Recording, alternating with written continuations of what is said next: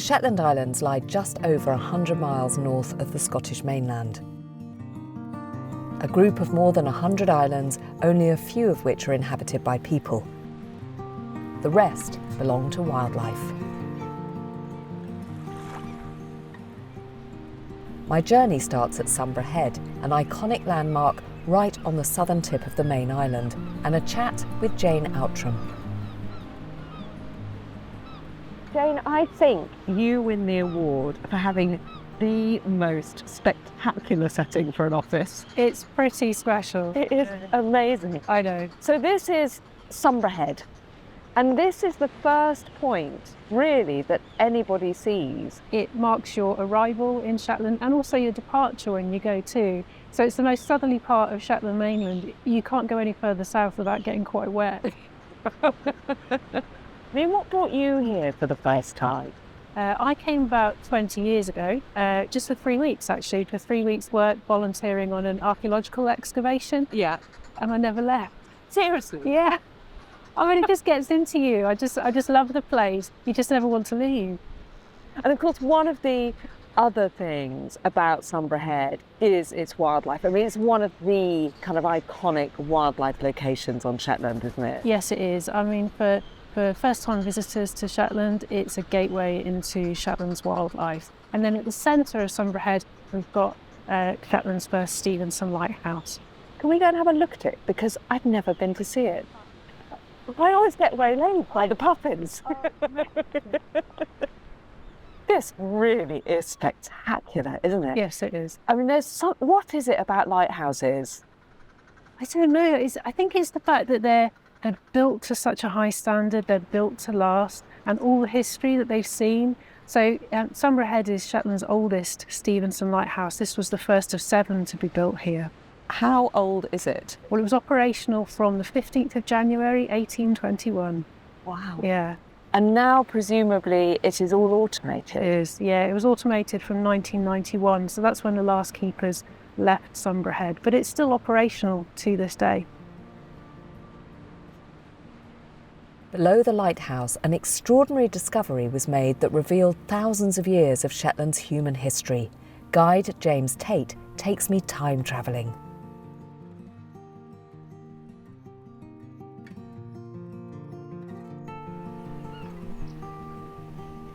I really enjoy coming to Yarlsoft because it's a great place to show and tell folk about the history of Shetland. Right. And all the different phases of time and eras of human habitation. It's all here in one spot.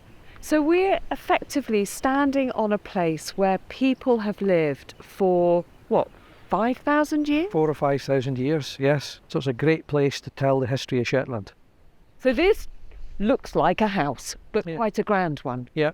So this was a building that was built by Earl Patrick Stewart about 1600. When this place was given first the name Yarlsoft, this was the only structure that was visible. The archaeology had not been unearthed. So none of this that we're seeing around us, none of these incredibly intricate stone walls were visible at all? No. What, were they just covered by It was all covered over by sand dunes. Okay. And it was quite ironic that you called it Yarlsoft, with a Scandinavian sounding name, and then a couple of hundred years later people discover Viking longhouses here. And where are those longhouses? The longhouses, are there any remnants? They're just behind us here across the path. And the wheelhouses, I mean, the kind of intricacy of the building and the skill that went into the building is extraordinary. Yeah, some of the Iron Age wheelhouses here, one of them particularly is one of the best preserved Iron Age wheelhouse in Scotland. That's after the Brochs. Right. But that's the real. So there's one just outside Lerwick, isn't there? Clickaminbroch, yeah. That and they were what? Were they sort of fortifications? They were. Well, there's a lot of discussion about what the Brochs were. Yeah. But they're certainly defensive. Yeah. It's obviously a defensive structure. Everywhere you go, there are these remnants of humans being here, living here, of civilization. Yeah. And is there anywhere else that you've ever been that kind of, I don't know, has this tangible link to its past? It's hard to say because everywhere's different. But no, I think this, to me, this is a place where you get a very strong sense of the history. Yeah. And you feel very close to it. Yeah. And connected with it. Yeah. Yeah. Because you can get right in among it here at Yarlsoft.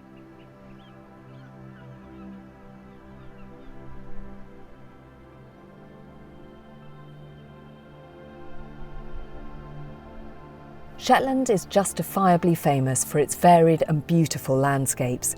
Everywhere you look, there are views that take your breath away.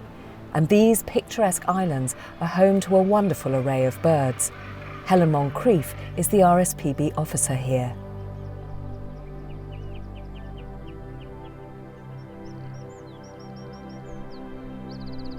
As a bairn, I would have come here and played. In fact, my granddad was born in one of the outhouses up here. Really? Yes. So this is very much your home turf. Yeah, I love thinking about how rooted I am and what all the lives my family had before I ever came along. You know, as you say, this has been your home and your family's home for generations. And yet you radiate a love for this place, whereas a lot of people, you think, well, you just take it for granted because it's what you know. Yeah, so I've been away. I've tried to move away, but I've not found anywhere that's quite felt like home. So there's something about the wide open landscapes. Of course, I'm really into wildlife. Yeah. And perhaps if I wasn't so into wildlife and music, I might have moved away, but that's what holds me here. Yeah, it's lovely. I think as Shetlanders, we're really proud of what we've got here and we want to share it with people. It's one of those unusual places that nature is still part and parcel of everyday life. It's not a kind of separate entity that you go and visit. It's just here. Yeah, and it's a great connector as well. So if you feel connected with nature and you can share it with your family, and we all like speaking a bit the weather, of course, but then it's when you start seeing the birds returning. So the tyrricks are back, the Arctic terns and the common terns, and just to be able to share that, I'm feeling excited in my stomach just feeling about it because they're back, and it's a sign that the long winter is coming to an end. And it's the variety here that's so amazing. I mean, just standing here in this beautiful inland, apparently inland loch, and then all we've got to do is walk over here and we're looking at the sea.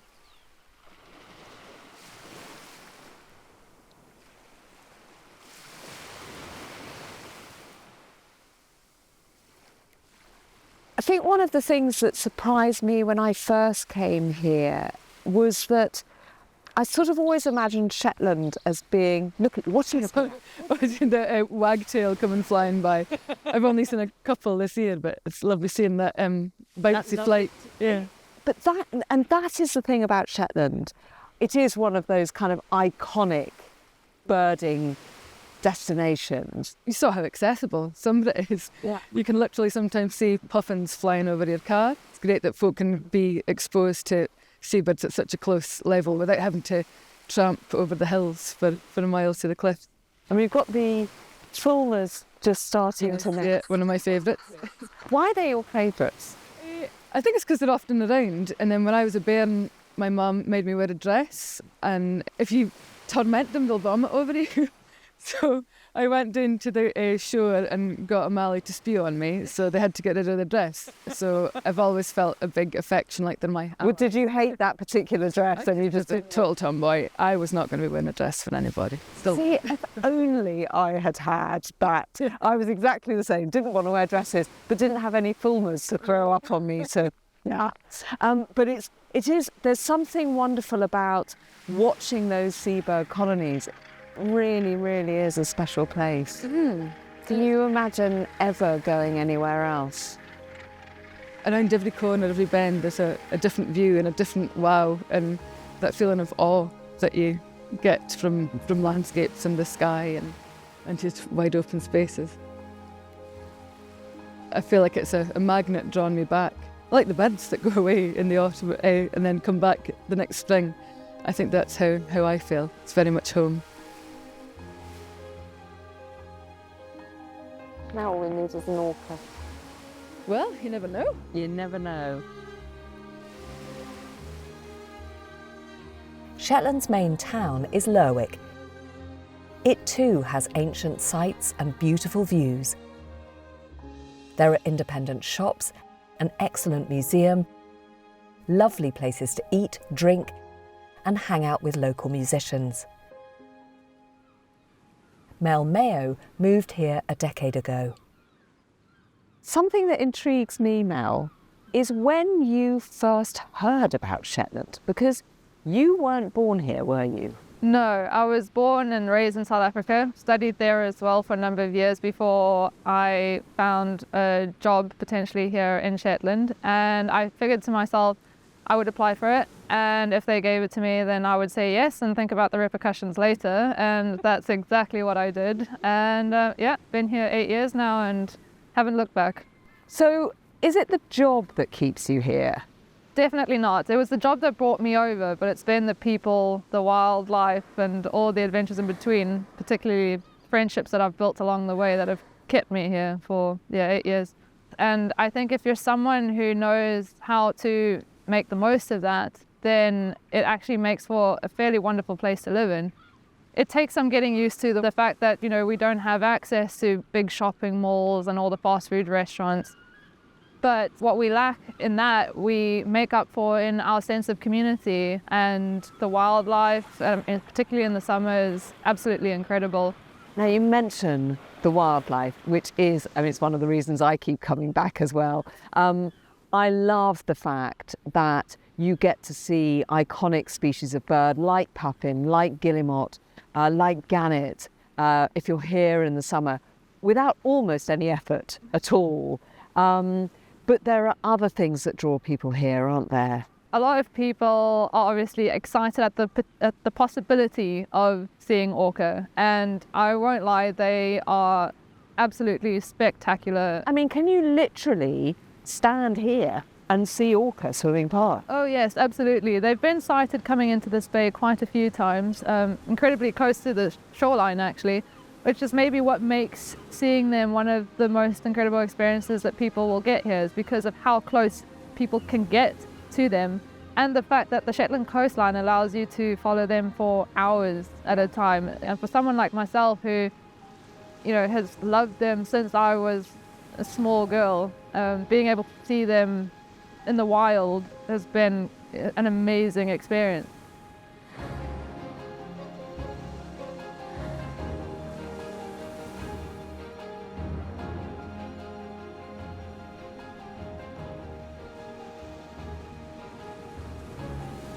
Shetland is famed for its white sand beaches. It is effectively the Caribbean of the North. But this isn't just any old white sand beach. This is a tombolo. It is basically a strip of beautiful, pure white sand separating the main island with St. Ninians, the treasure island.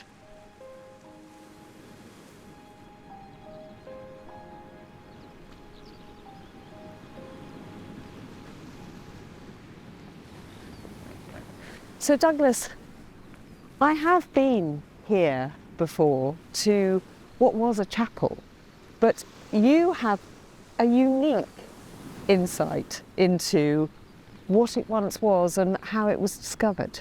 This is a medieval chapel. Well, what you see today, the walls there, probably date to around 1100, maybe 900 to 1100 AD. But during the excavations, there were signs of stonework underneath the walls of this ruin here to suggest there had been a previous and earlier chapel.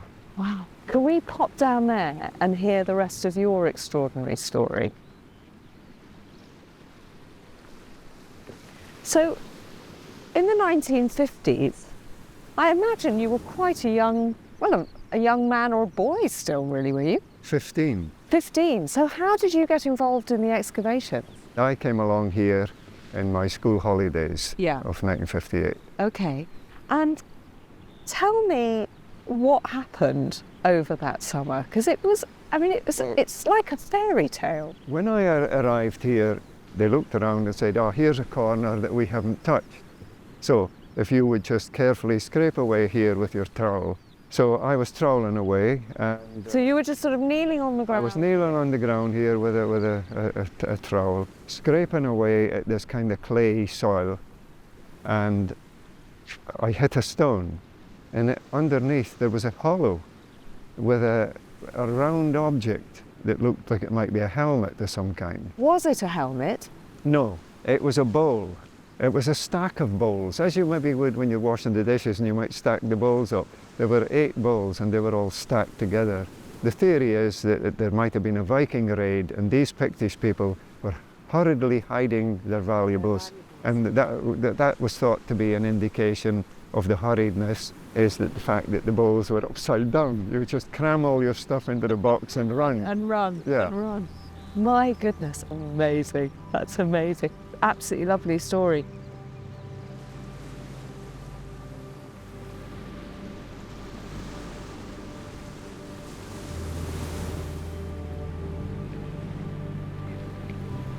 This is one of the things that I love about being on Shetland. You can just be taking a walk along a beach as the sun is going down, and 2 iconic birds can just pop out of the gentle waves. There's a pair of great northern divers, and I think of them as such Shetland birds. Their beautiful, sleek outline against the side, there they are, against the water, and their haunting melodic call.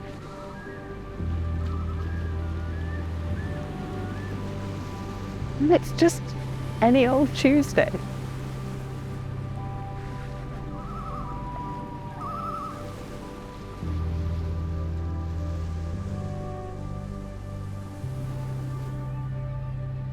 One of the finest ways to appreciate Shetland's landscapes is on foot.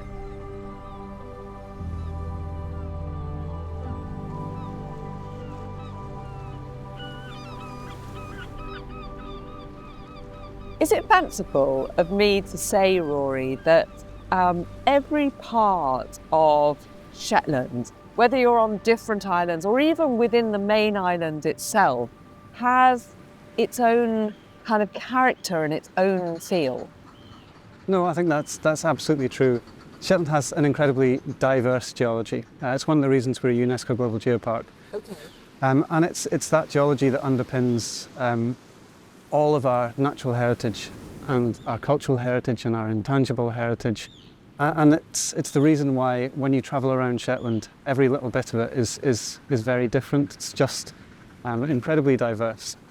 And you're saying that the geology literally underpins the communities that are built on it? Yeah, so there's a common misconception that geoparks are just places with nice geology. But actually, the geopark concept is much more interesting and broad than that. I think what amazes me is that you can travel such a short distance and everything is different. I mean, 5 miles that way, it's kind of gentle and green and rolling, and suddenly here we are in something that looks like Iceland. I mean, this looks like a volcanic landscape. Yeah, this is a volcanic landscape. It's an ancient volcano. It would have been erupting almost 400 million years ago. Wow. And as you walk northwards up the coast here, you can see the individual lava flows still. Well, I'm never one to refuse a walk, particularly one that's going to take me back 400 million years. Here we go.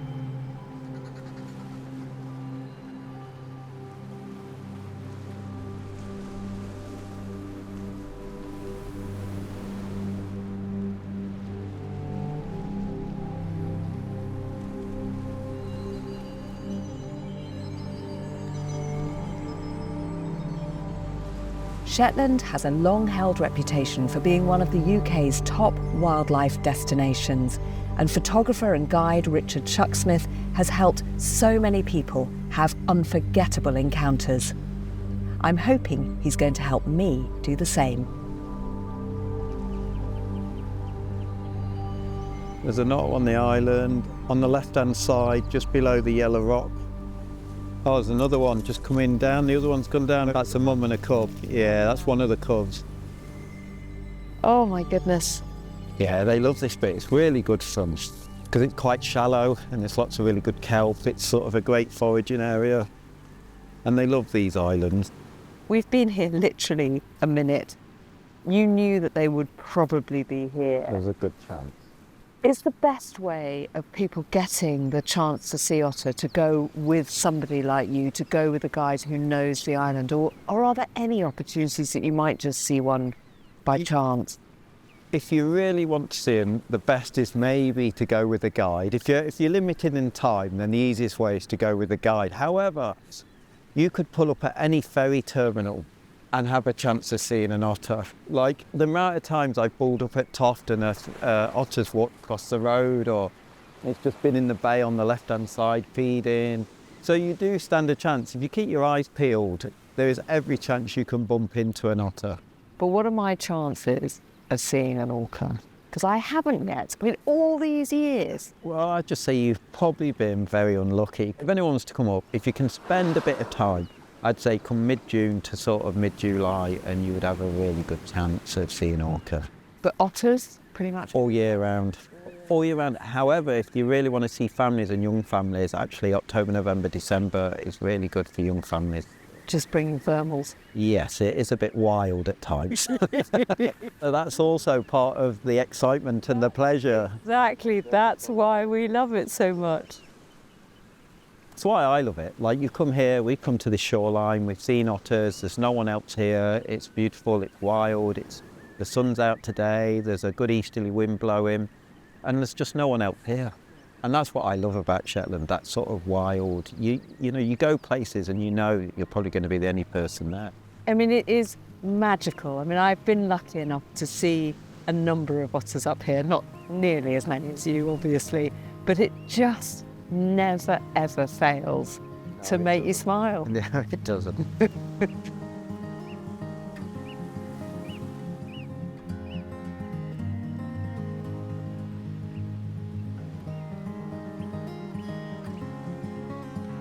Unst is Shetland's northernmost inhabited island.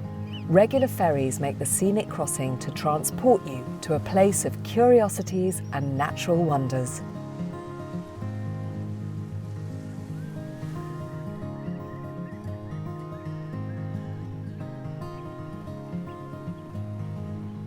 This is one of my favourite recent discoveries.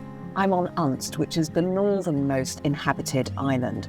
And you may think that I am in a little naval sitting room, but oh no. It's actually a bus shelter, but not any old bus shelter, as Jane will tell me.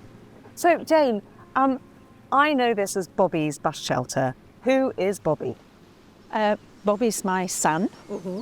He's now 35. Okay. But when he was 6, 7, 8, he cycled down the road from the house every day to catch the school bus. Okay. And of course he kept his bike inside so it didn't get rusty. And then the bus shelter started to disintegrate, it was dangerous, and it was taken away by the council. So Bobby wrote a letter to the paper, and within a very short time there was a new bus shelter. In fact, local folks said Bobby should be the councillor if he can get things done that quickly. Who knew? So the bus shelter appeared, and then things started appearing in it. What do you mean things started appearing in it? Well, there was a hot snacks counter, for example. You know, useful things. And just all sorts of curtains came, and carpets and furniture. This is what I love about Shetland. These sort of wonderful things that kind of, I don't know, gather their own momentum that communities get behind and they just grow. That's it exactly. And every year for the last probably 20 years, there's been a different theme for the bus shelter. And once it becomes obvious what the theme is, people come. I suppose at night, because I never see them, and they leave things that are relevant to whatever the theme is. It's wonderful to be back at the bus shelter. And well, I'll wait till next year to find out what the theme is for then. It's top secret, unfortunately. Nobody knows until the very last minute. With no high-rise buildings or light pollution, Shetland skies are as spectacular and varied as its landscapes.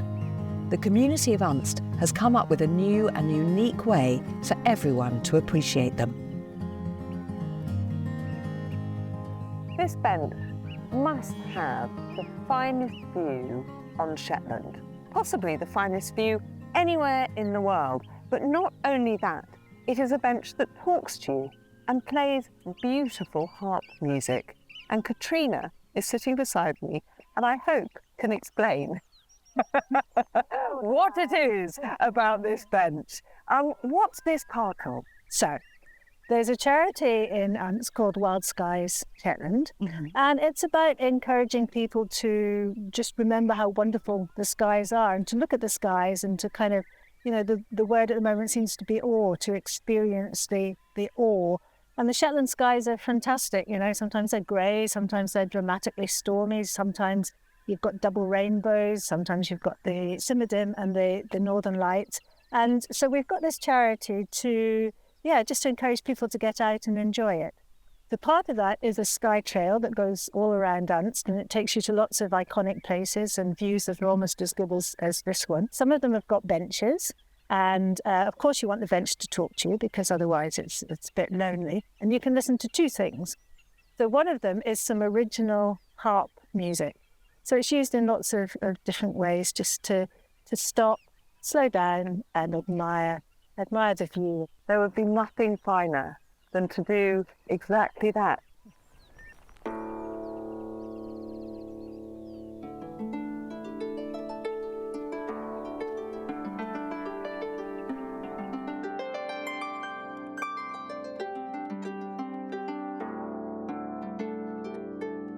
Leaving behind the soaring notes of the harp, I join Ewan Brown at the gate of Hermaness Nature Reserve. I love this walk, today accompanied by the Song of Skylarks, which leads to surely one of the most spectacular natural viewpoints in the world.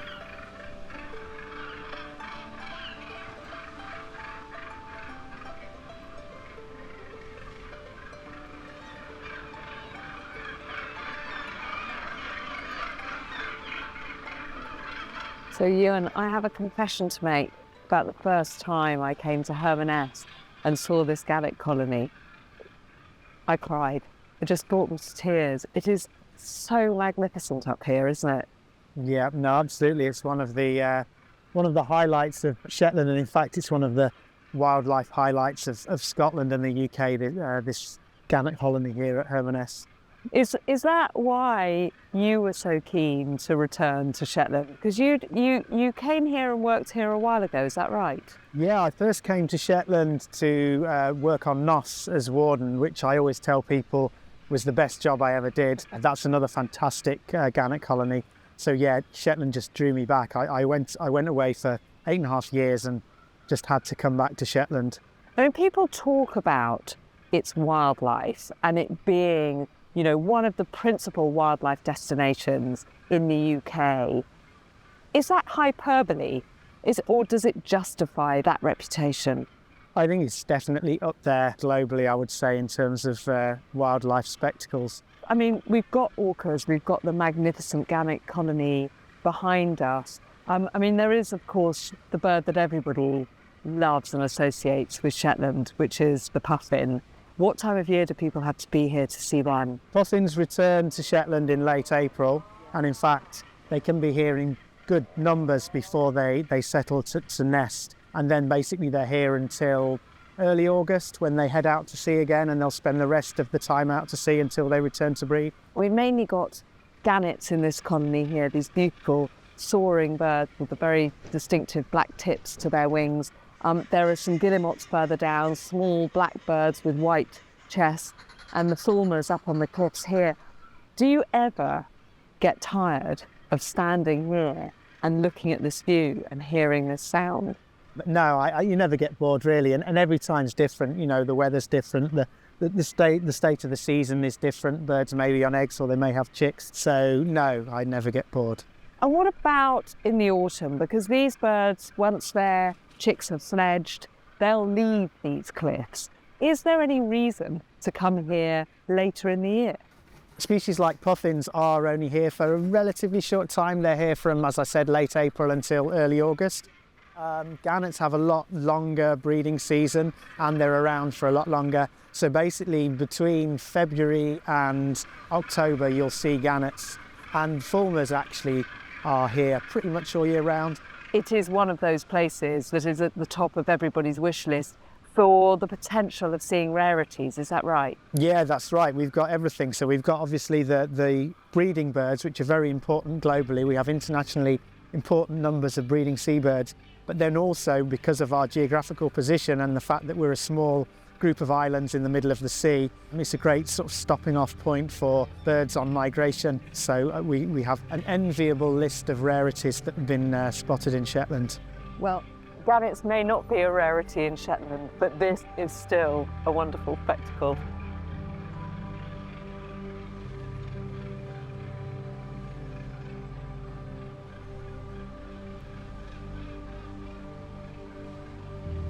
This is the northernmost tip of Unst, overlooking the spectacular Muckleflugga Lighthouse. And this is the end of our journey. I hope from what you've seen, you've got an idea of why it is I keep coming back to these amazing islands. But there is something else that's a little bit hard to capture on film. But it's the thing that everyone who comes here goes away with a lasting impression of. And that is of the genuine and heartfelt hospitality of the people who live here. So if you do choose to come to Shetland, I can assure you of the warmest of welcomes.